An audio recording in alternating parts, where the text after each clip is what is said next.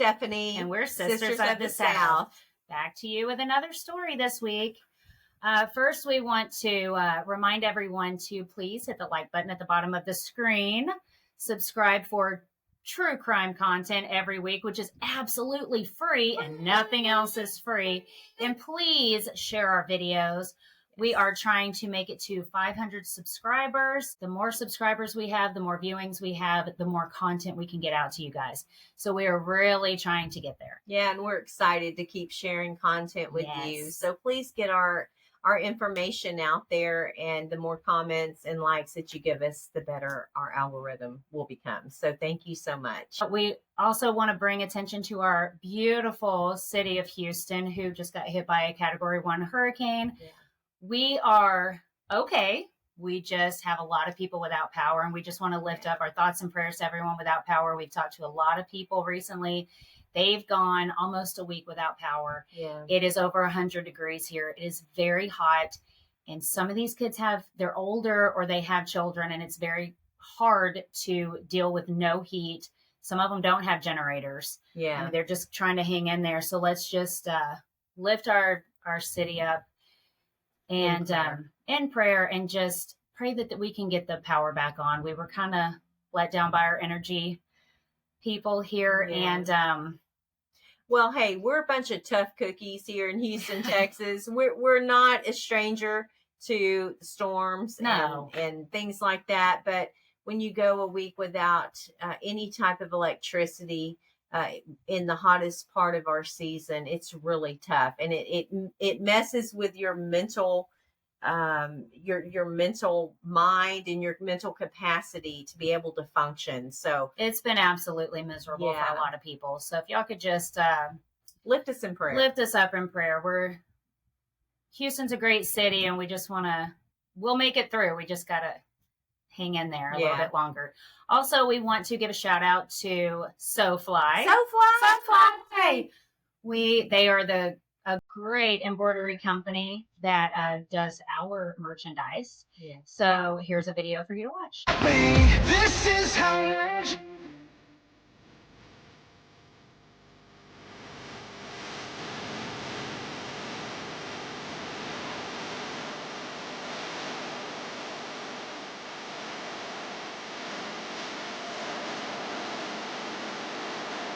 Okay, guys, I hope y'all enjoyed the video. If you get a chance, please check them out. They're amazing. They do a lot of great options for different things. And they're a small family-owned company here in Houston. Actually, they're one of the businesses that are out of electricity at this point in time. So we're lifting them in prayer. But once they're up and running, they are an absolutely phenomenal company to deal with.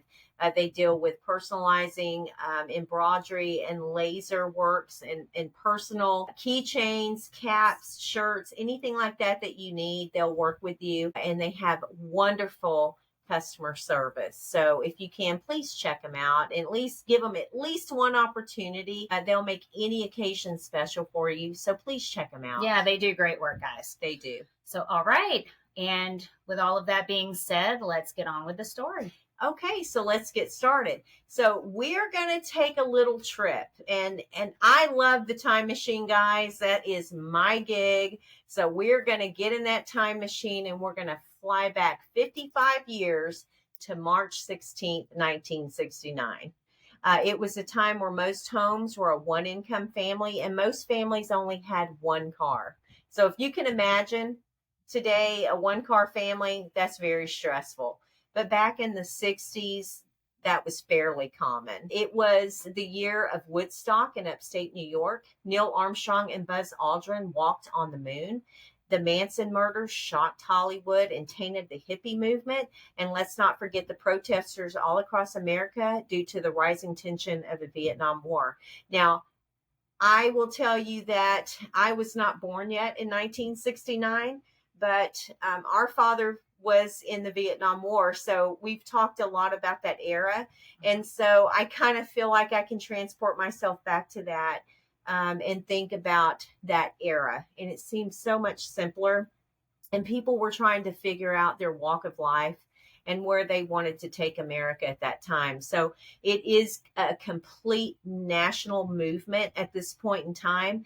And so the awareness of where we wanted our country to be was kind of open at that point in time. So it's kind of an interesting time to walk through and just kind of get an idea of the feel of the climate at that point in time. The median income for families in 1969 was about $9,400. So that $9,400 back in 1969 is equivalent in purchasing power of about $80,442,000 for today. So we're talking an exponential difference.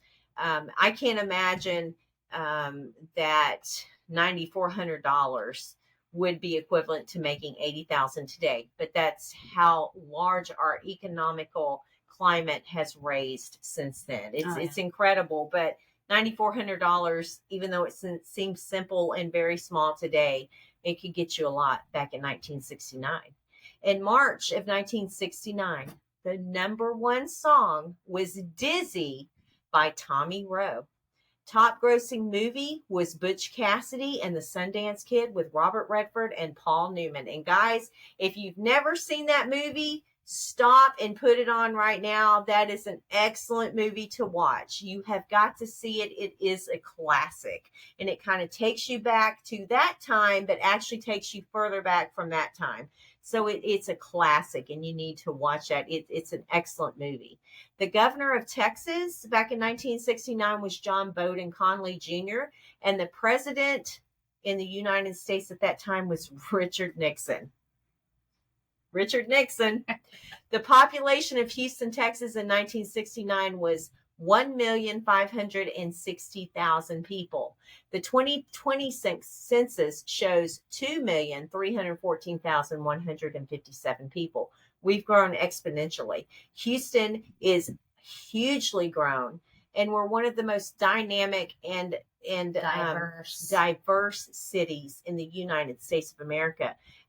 I know that we get a bad rap here in Houston, Texas, but I must say we have some of the best restaurants and some of the most friendly and most hospitable people here in Houston, Texas. You can't get any better than No, us. you can't. You can't. We don't have a lot of old money, although where we're fixing to go in this story has a lot of old money. It's not as much old money as Dallas, Texas, but let's not forget how friendly and hospitable that our people are, and how friendly and hospitable that our road service is. Because I'm born and raised, so that should just be the best part. Well, we just think that Houston, Texas is wonderful. We think the state of Texas is wonderful, but we also believe that Houston, Texas is the best city in the whole state of Texas. So we're repping Houston, Texas, guys. Always. H-Town's the best. Go Stros.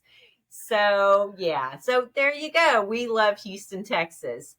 We're going to talk a little bit about River Oaks. It is a residential community located in the center of Houston, Texas. Located within the 610 Loop and between downtown and uptown, the community spans 1,100 acres. Established in the 1920s by brothers Will Hogg and Michael Hogg, the community became a well-publicized national model for community planning. Real estate values in the community range from $1 million to over $20 million. Houston River Oaks neighborhood is synonymous with images of grand mansions and gardens. Among the richest neighborhoods in Texas, River Oaks is graced with elegant homes in a variety of stately architectural styles, with an umbrella of majestic oak trees lining the streets. Only the affluent are living in the River Oaks. So we're going to stop for just a moment. We have a Etsy shop with our merchandise that we want to share a video with you. So if you're interested, please go on our shop and purchase. Right now, all we have is caps on there, but we will eventually add caps and hoodies and things like that as we grow larger. But we would like to share that video with you now. So here you go.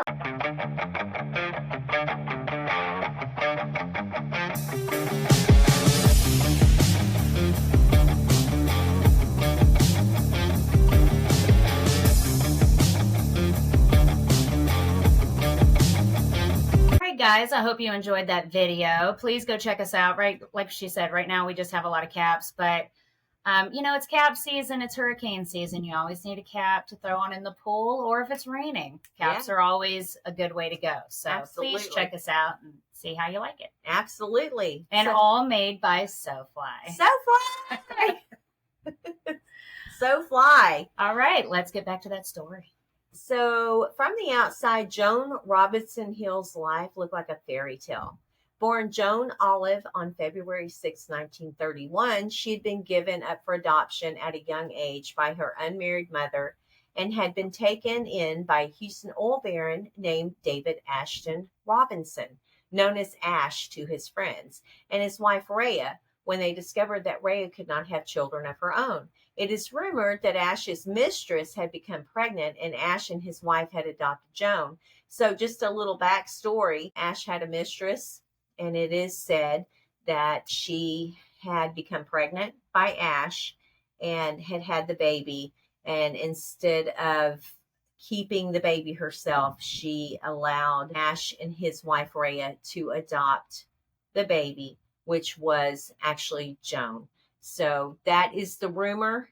I could not factually find that, but that is the rumor that floats around in the River Oaks, Houston area. Which says a lot about both the moms. Absolutely. Yeah, I mean, there had to be some kind of agreement at some point that whatever was best for Joan is what they would do. And so even though the circumstances wasn't the best, they made the best of the situation. Right. So no judgment here as long as Joan was happy. That's all that mattered. And so Joan's adopted parents seemingly doted on her. Joan, by all accounts, had a very close and loving relationship with her father. She became an equestrian at a young age, going on to compete all over the country, winning hundreds of trophies, and often with her favorite horse named Beloved Belinda. However, Joan's life was also marred by difficulties. She was married and divorced twice before she reached the age of 20, with both marriages lasting less than a year. Then, on September 28, 1957, she married John Hill, described by the Houston Chronicle as one of the city's leading plastic surgeons, which, hey, I'm going to be honest, guys, let's marry those plastic surgeons because that's just a lifetime of happiness. Sometimes you need a little nip tuck. Nip tuck. You never have to worry about the maintenance jobs, right? So I think that was perfect. Let's get married and you just keep me happy by nip tuck, whatever. Screw the gray hair. We're just going to nip tuck the eyes, the boob lift, body lift. Yeah, because he can't do much about that. I mean, no. If he's not happy, he can just nip tuck. If she's not happy, nip tuck. I mean, I'm all for that. Whatever makes you happy, let's do it. Right? The two became a fixture of the Houston social scene and moved into a mansion in the wealthy River Oaks neighborhood. By that time, they had a 5-year-old son named Richard, but according to later accounts, the two already largely led separate lives. Though he was a successful plastic surgeon, John Hill was deeply in debt to his father-in-law. John's passion was music, and he spent at least 20 hours per week on everything from lessons to practicing to attending or performing in concerts. He also dumped more than $100,000 into the construction of an ambitious music room in their home, one that is believed to be one of the most acoustically advanced in the country, according to reporters from the Paris News. Our dad would be in pure heaven if he had this room in his house. Shout out to you, Dad. Oh my God, he would be all over this. If our mom would allow him to spend $100,000 on a music room, he would have been in hog heaven. He would probably choose that over us. Yeah, he'd have never come out of the room. We'd have never seen him. He'd have been there all the time. Yeah, and still would be. So John's dedication to music was a bone of contention between him and Joan, but it was far from the only one. John was also having an affair, and by November of 1968, he served his wife with divorce papers. Pressure from John's father-in-law helped the couple to reconcile, at least temporarily. Though John continued seeing his mistress, a woman named Ann Kurth, whom he had met when picking Richard up from summer camp. So this guy's like, listen, I love my music room. I need a little bit more. I'm going to go pick my son up from summer camp. Who has time for this, though? He's a full-time plastic surgeon, and he spends like 20 plus hours. Well, let's be doing honest. music. Man, he's got like 5 minutes to meet up with his mistress. How much plastic surgery is he really doing at this point? Well, he couldn't be doing much. I mean, he's probably just getting by just enough to pay the bills. That's I mean, I'm assuming in debt with his father-in-law. Maybe he should be doing his. Because if he's the top plastic surgeon in Houston, he's making more than $100,000. He can pay for that, even back then. So you're thinking, is he just doing enough to get by? Because he should be like grossing over $1 million. He shouldn't be in debt with his father-in-law. No. Mm-mm. We like our plastic surgery. So yeah, so it makes you wonder. And then on top of that, he's got time to drop his son off at camp. And look at women and decide, oh yeah, I want to hit that. He needs to go to work. I mean, just stay in the surgery room, dude. What's going on here? But anyway, the situation seemed to be complicated, and it proved to be exactly that. Within 3 months of their reconciliation, Joan Robinson Hill was dead. 2 guests were staying with the Hills when Joan's illness began. These guests were Diane Settegas and Eunice Woolen, who were best friends with Joan. On March 15th of 1969, Joan began vomiting and was eventually confined to her bedroom for rest. By March 18th, Joan was only semi-conscious, and her husband took her to the hospital, though he refused to call an ambulance and instead drove her himself, taking her to a hospital some 40 minutes away without emergency or intensive care facilities. By March 19th, less than 24 hours later, Joan Robinson Hill was dead. John Hill was present in the hospital, and it is said that his cries were so loud that they were heard by patients on another floor.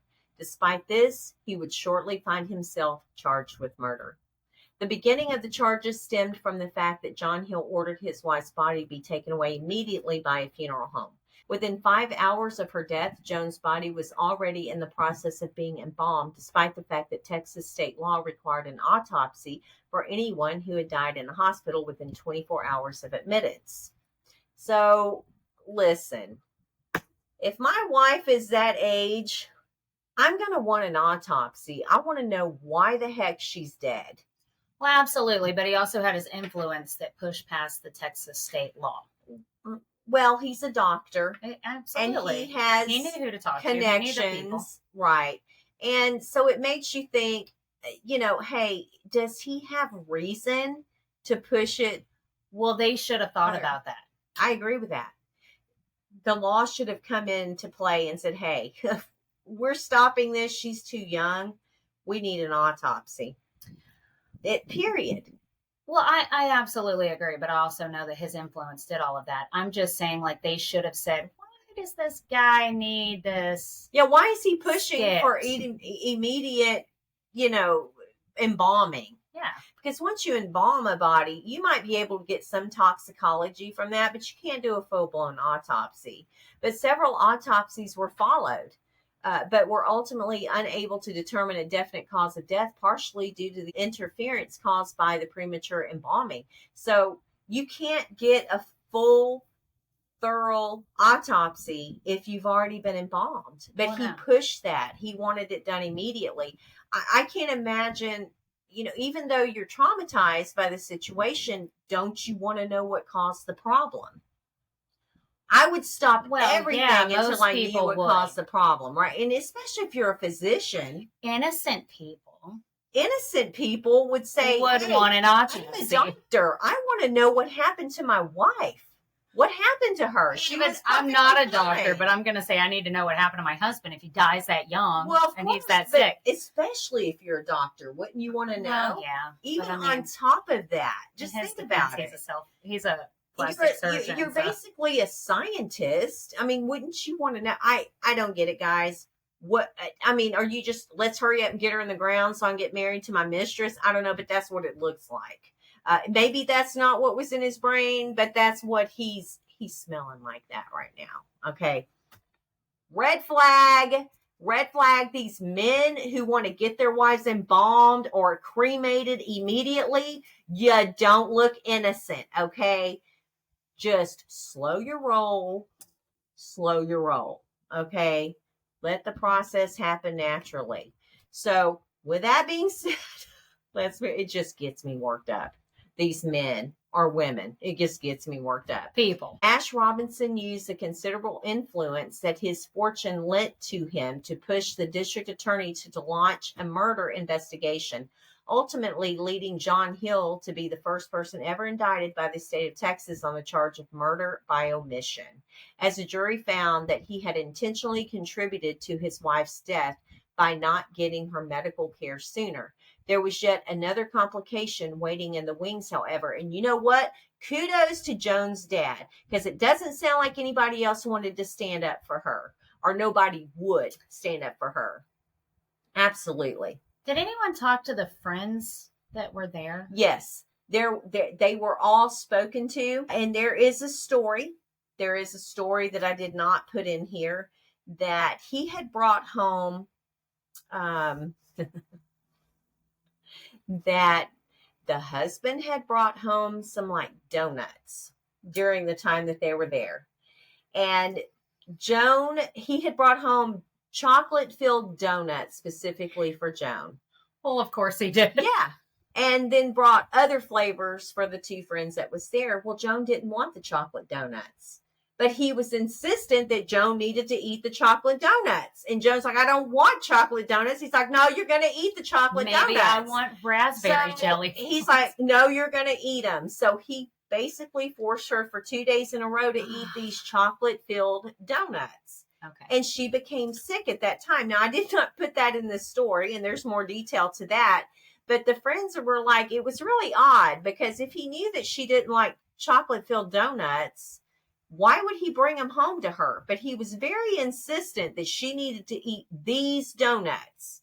And so just to appease him, she ate them. But in the meantime, he would leave to go to work, and she would sit and play cards with her friends at the table and complain about him and his mistress and all the issues that they were having. So it was obvious that Joan was having some mental issues with the marriage at that point in time. And she knew that there was a point of contention, and she understood that there was a mistress at this point in time. She knew.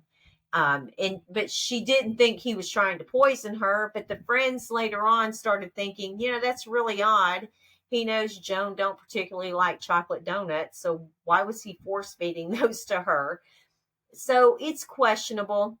That's where it comes in that they think that he possibly could have poisoned her through those donuts. But although they don't really know, they still think that she was poisoned by him, possibly through the donuts that he brought from wherever he got them from. So following Joan's death, John Hill had married his mistress, but their matrimony did not last long.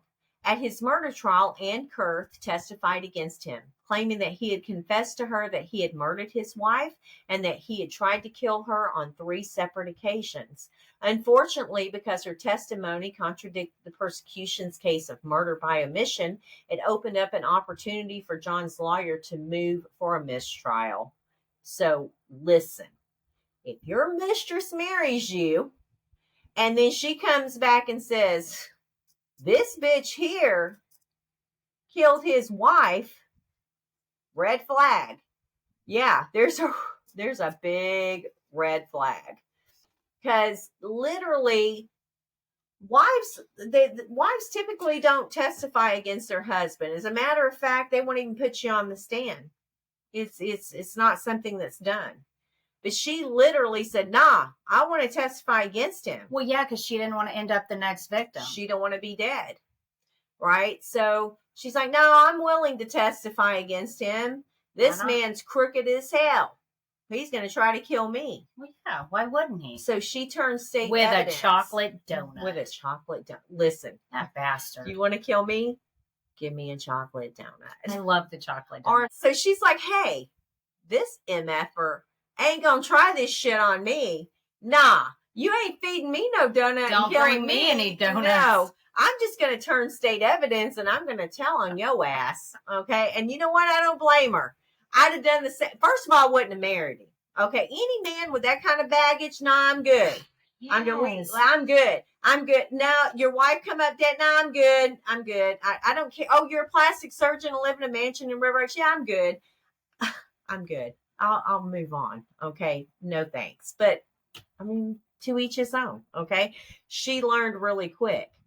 His second murder trial was scheduled to begin in November of 1972, but John did not live to see it. On September 24th, 1972, John was gunned down by a masked murderer when he was interrupted by an apparent robbery at the same mansion where him and Joan lived. Bobby Wayne Vandiver and two accomplices were arrested by the murder of John Hill. Vandiver said that it had been a contract killing and that he had been paid $5,000 to end John Hill's life. Who ponied up the money? That's the big question on this. Many people suspected Hill's father-in-law, but the truth, whatever it might have been, never came to light. As Vandiver himself was gunned down shortly thereafter, his time by a police officer in Longview, Texas, where Vandiver had fled to avoid trial. So there's a lot of killings here. Like there's a lot of money at stake. There's a lot of names at stake. A lot of people being gunned down. Yeah, and so a lot of people seem to think Joan's father had something to do with this. It's highly possible. I'm gonna be honest. If it was my kid, I might do the same thing. But it was never proven. It was never proven one way or the other. You can speculate that all day long, but the police, if they considered it, it was never sought after, and they just let it go. This seemingly put an end to the case, but definitely without any closure. But any murder as mysterious and high profile as this one is bound to leave behind ripples and make a mark on a popular culture. Joan Robinson Hill's story has been the subject of several true crime stories, including episodes of Behind the Mansion Walls and podcasts by My Favorite Murder. In 1981, the same year that Murder in Texas hit the airwaves, the family mansion was put on the market by a combined effort from Ash Robinson and his grandson, Richard Hill. I just can't afford to keep it up, Richard Hill told the Paris News. Owning a big house is a big responsibility, particularly for someone as inexperienced as I am. By then, Richard Hill was 21 and was attending school in Colorado Springs. The unexplained deaths of both of his parents had been hard on Richard, driving a wedge between him and his maternal grandfather, who called him by the nickname Boots. By the time the two put the family home on the market, however, Richard said that the rift had healed. While letting go of the one-of-a-kind mansion couldn't have been an easy decision for the young Hill, it's also true that the house where both of his parents had met their untimely ends couldn't have held too many positive associations for him either. And where is Boots today? Well, it's said that Boots lives on the East Coast and works as a prosecutor from what I could find from the Houston Chronicle. So Boots pretty much has been expunged from the internet. Can't blame him. No. He doesn't want anything to do with it, and he don't even live in Texas, much less Houston.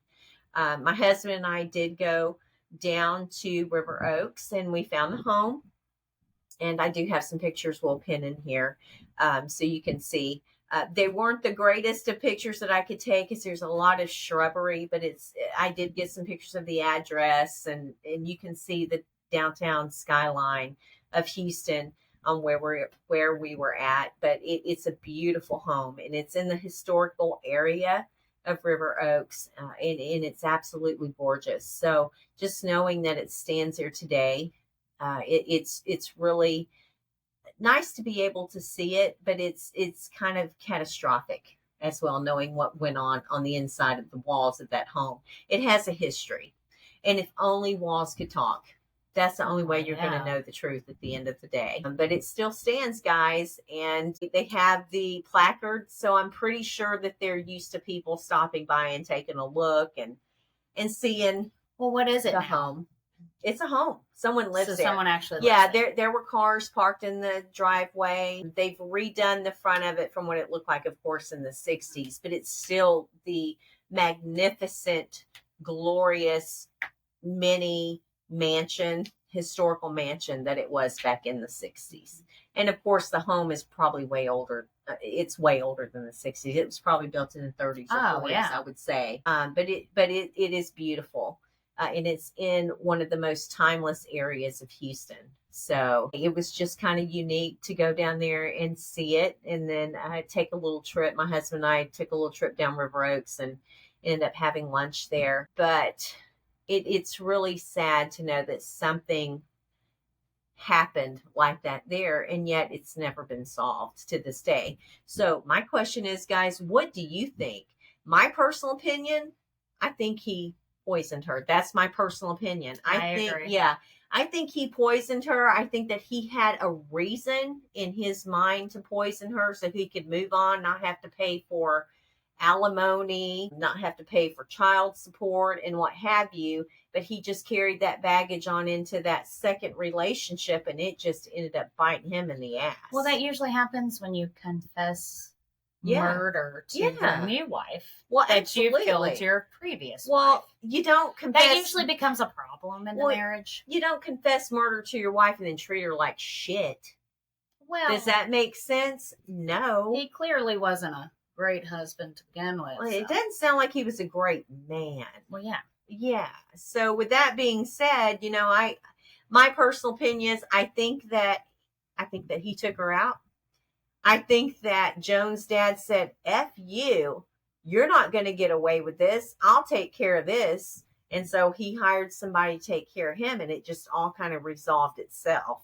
It's kind of like... That might have been the only way to resolve it. There wasn't really any evidence proof to show that he poisoned her. Because he got her embalmed before that they could do an autopsy. He took care of all of that. So the dad's like, you know what? You can get her embalmed quickly. Well, let me show you what I can do. So he took care of shit his own way. And honestly, why not? If you got the money, I can't blame him. That's your kid. That's your kid. If the law can't handle it, I can. That's the way we do things here in Texas, folks. I'm just telling you, don't come down here messing with us here in Texas, okay? If you kill us, we kill you back. That's just kind of the way it is. So, not everybody, but a lot of people, especially in that generation. So, yeah. That's how a lot of us feel, even though we haven't put that to practice. No, we haven't put it to practice, but that is how we feel. If you kill us, we kill you back. So, but anyway, let us know what you think, guys, on this story. Please, do you think he's guilty? I do. Damn those chocolate donuts. Yeah. Or do you think that Joan just died mysteriously of some crazy death? Did she overdrink herself that weekend? What do you think? Did her dad send someone to kill the husband? What do you think about the mistress? Did she lie? Was she just a bitter old bitch and wanted to lie on him and get his money? What do you think? We want to hear about that in the comments below. We love to read your comments, guys, and we will respond to the quickest of our ability. We will respond, but we do see most of the comments that come through. But we love to hear what you think. We appreciate all comments, good and bad. We do. And even though we'd rather them be good. We'd rather them be good because all we're doing is trying to break down each case and throw out information, especially if there's not a lot of information, factual information. We're just going to throw out our opinions on what we think. And that's all we want to do. So with that being said, until our next episode, folks, remember to see the good and stay imperfectly perfect. Thanks, guys. See you soon. Bye. Bye.